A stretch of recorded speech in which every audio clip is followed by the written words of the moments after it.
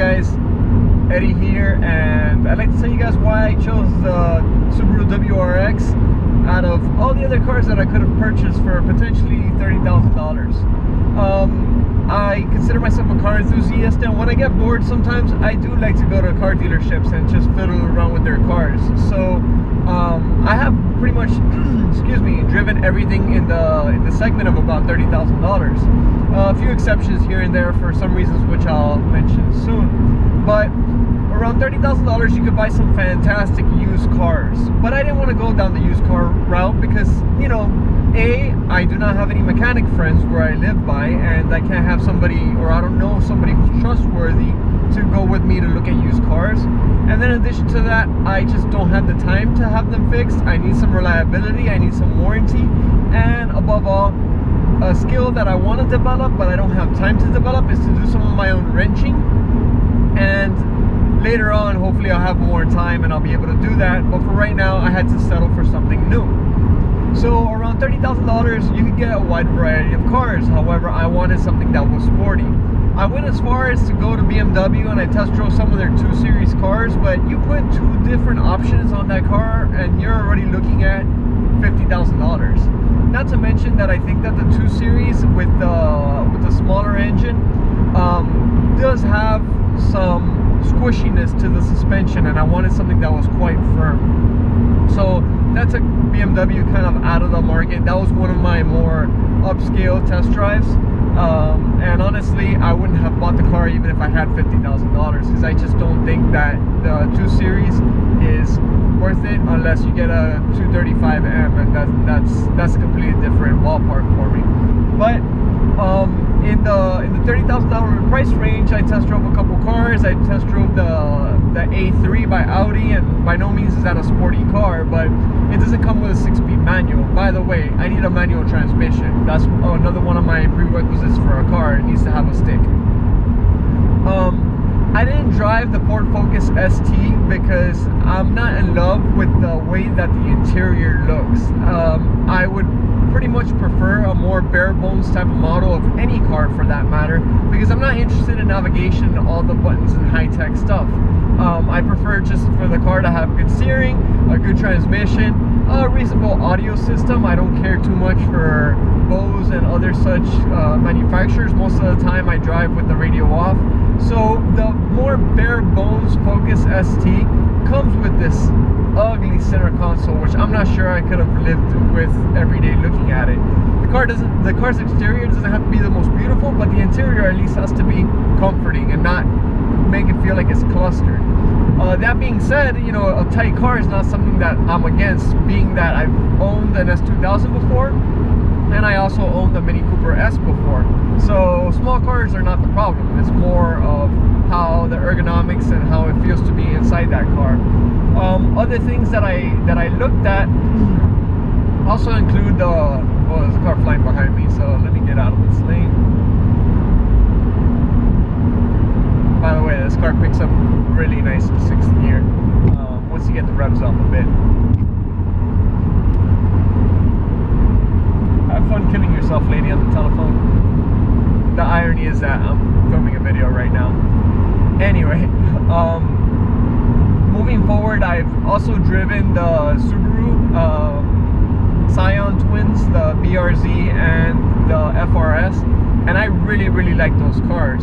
I think that the argument of them being underpowered is totally in the eye of the beholder.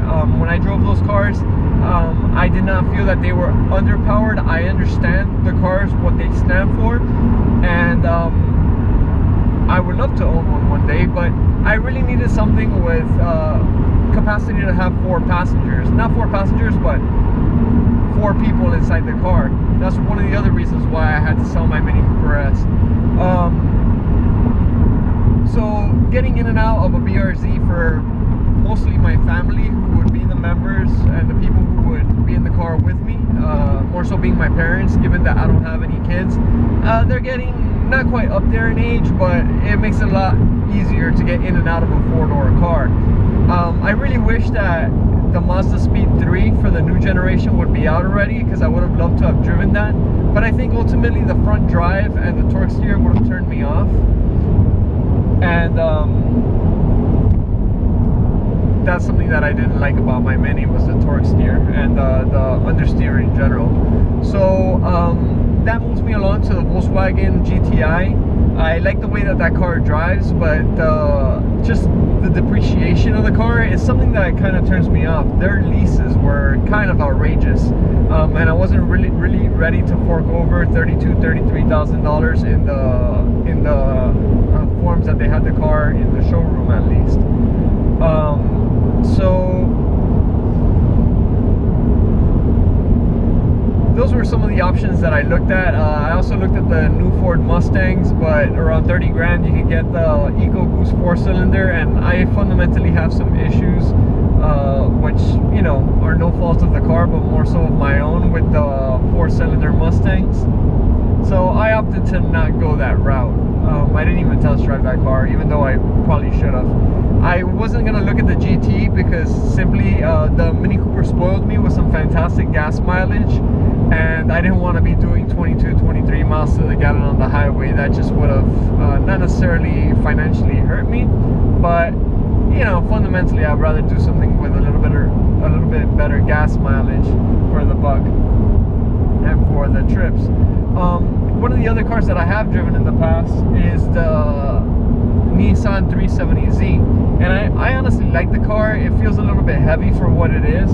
The steering is good. I like the notchy 6-speed transmission, but the car's a little bit long in the tooth now, and, you know, I expect that the next generation, which hopefully should be coming out soon, is going to be lighter, and in addition to that, it's going to have a more economical engine. I understand that that's my radar, and I'm going slower than everybody else, so I have nothing to worry about. The 3.7 liter VQ engine from Nissan is a fantastic engine. It's the same one that I had in my 2003 Nissan Maxima 6-speed, but, you know, it's a dated engine, kind of like the one in the STI, so I didn't want to go down that route. I also didn't want 2 seats. The car that might have swayed me towards getting a 2-seater is the new MX-5 Miata. I honestly like that car a lot. Coming from somebody who's had an S2000 before, I understand the driving dynamics, I understand that horsepower isn't everything, and it's more so the fun that you can have in a car. To me, the Mini Cooper is the funnest car I've ever owned, even though it's front drive and it's a little tiny engine and whatnot. People might have their opinion, but I look for the most fun for the buck. And honestly, I think the MX-5 would have been the most fun for the buck. However, they didn't have any cars in the showroom that were a 6-speed, and so I kind of took that as a sign that I should go the route and just get the WRX. So that's how I ended up with this car, after looking at numerous other cars, and I might have forgotten some other ones, but overall I'm very happy with my purchase. I'm very happy with the payments that I'm making on this car. I feel happy and proud to drive it around and zip around town with it. And that's basically it. If you guys have any comments or feedback or anything that you'd like to ask me about the car and the ownership thus far, or why did I decide for X over Y, just hit me up on the comments and I'll try to respond to you. Hope you all have a good day, happy driving, and enjoy yourselves. Bye.